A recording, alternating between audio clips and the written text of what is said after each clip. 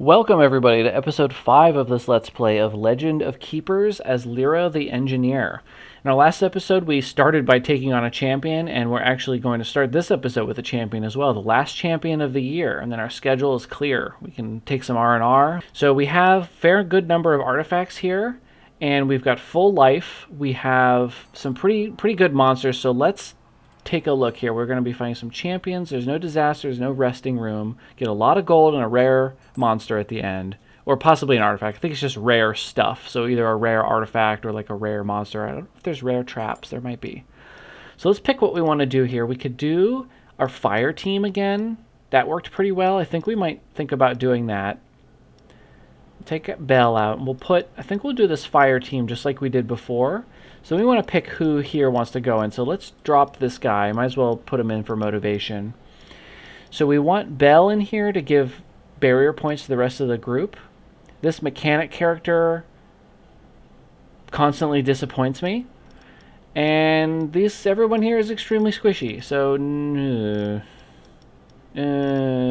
let's put him in, because he doesn't lose anything by being in here as a choice. Then we'll see what we have to fight against, and we'll pick based on there. I think I explained this in an earlier episode, but whoever you drop into this room will be available to choose when you set up your dungeon. So that's why sometimes you want to fill this up with monsters.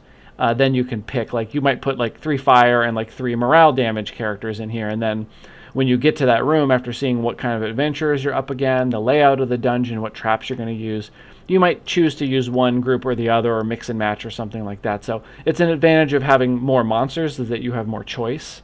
I've been playing it kind of loose and dangerous with my sending lots of creatures away on missions and getting injured and all that kind of stuff. But now we finally got a little bit more monsters, so we have a little more leeway with how many we send in to set up our dungeon. So let's head on into this cursed temple. We got to defend this from the heroes for the good of the corporation. Okay, cursed temple, cool. So we have this Spartan guy, Suriasis. This is like a hoplite. He's got very high armor, low ice. Does a good amount of damage in the front, breaks armor. If his life is above 35%, damage dealt increases by 35%. Deals 100% of final damage to the monster position just behind the target. So he does damage to the first 2, and he does a lot of it. If his life is under 35%, damage taken from attacks is reduced by 35%. Okay, so he's got like an offense mode and then a defense mode, basically. That's kind of cool. We have our Ice Wizard. During the randomly moves all monsters to another position at the start of the first fight. I hate you. And initial duration of penalties received decreased by 1 turn with a minimum of 1. So it's hard to stick status effects on this character. It does ice damage and slow.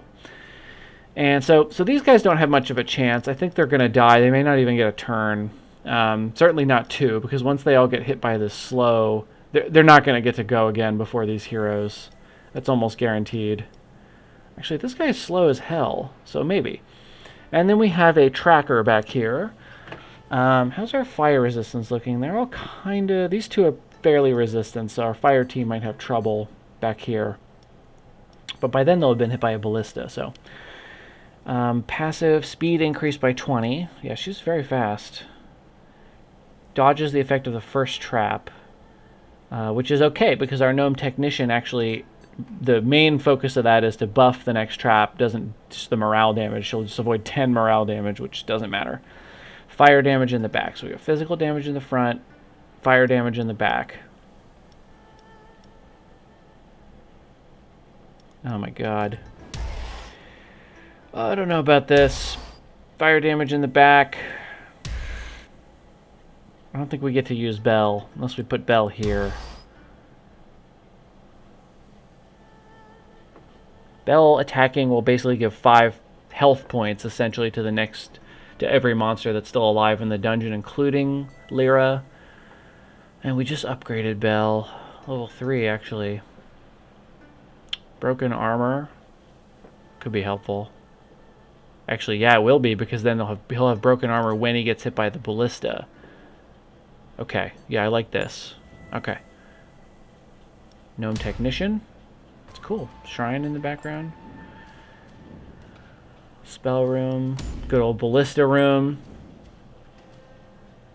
And then here we have our fire team. So we're going to have physical damage in the front, fire damage in the back.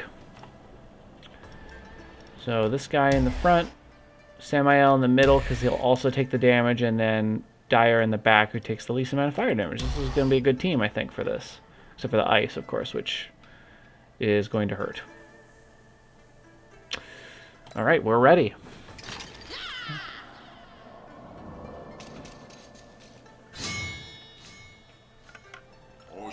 Okay.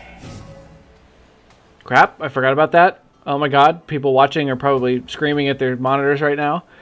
Oh, I know I always forget about that. Okay, well, let's do something before... Broken armor, yeah.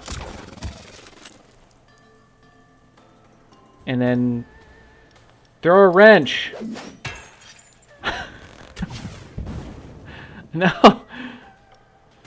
This ricochets if the armor is positive. And fire is the best choice because this guy takes a lot. So let's do this one. Kiss. Ah! Oh, he's still alive. But he's going to die on his turn from burning. Oh my god! Oh, skeleton. Didn't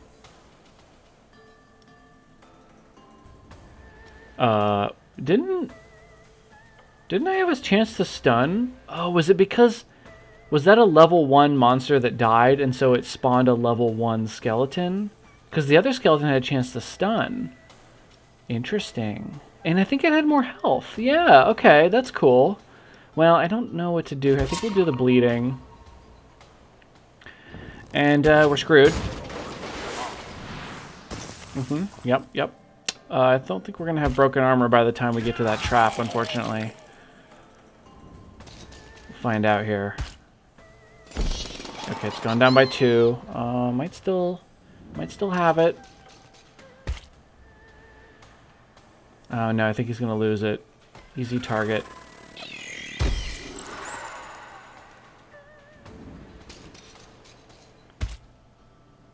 Ah, he lost it. Darn.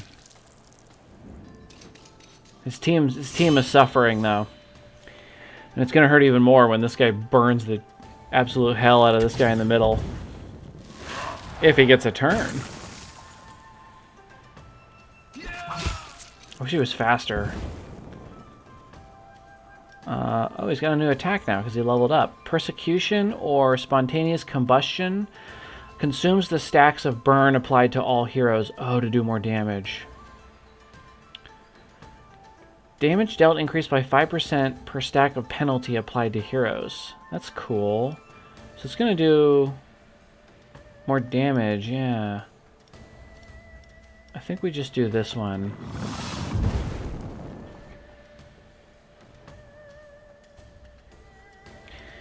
Flamethrower. Yeah, let's just get started.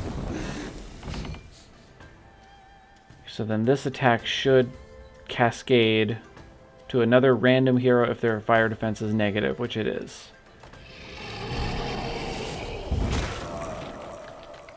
This guy's fire defense is negative now, so who's this guy gonna hit? Oh, it hits the back now, apparently. Okay. Never noticed that changes. See, it used to hit the middle, and it does hit the back, so that's unfortunate. Her fire resistance is positive. Can we change that? Consumes all stack of burn.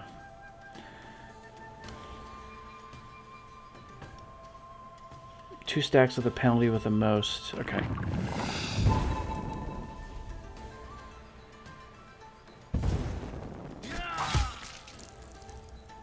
Oh, he's gonna just... 5 health, he just barely gets a turn. Loses 20% of maximum life. That's not helpful at this point. Just set him on fire. And then Samael, all you have to do is this. Unfortunately, you can't apply it to another target.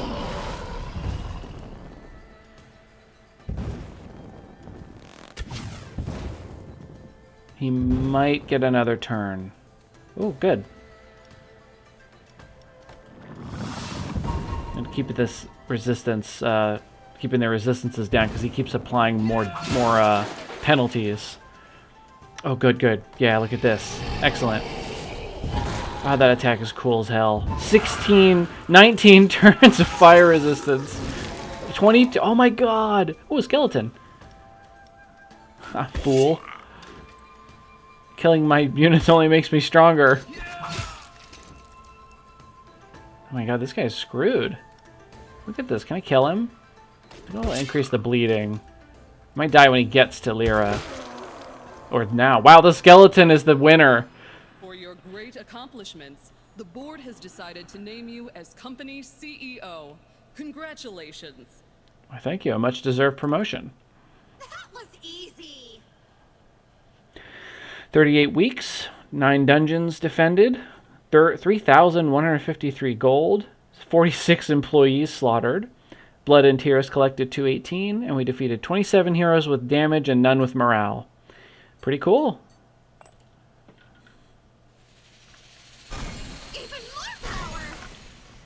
Torture? It's a passion. So it looks like we've actually completed this playthrough with Lira way ahead of schedule. So I apologize for that. I forgot that it would end and go on to the next mission. I forgot that this was added in. I might call this episode to a close a little bit early here.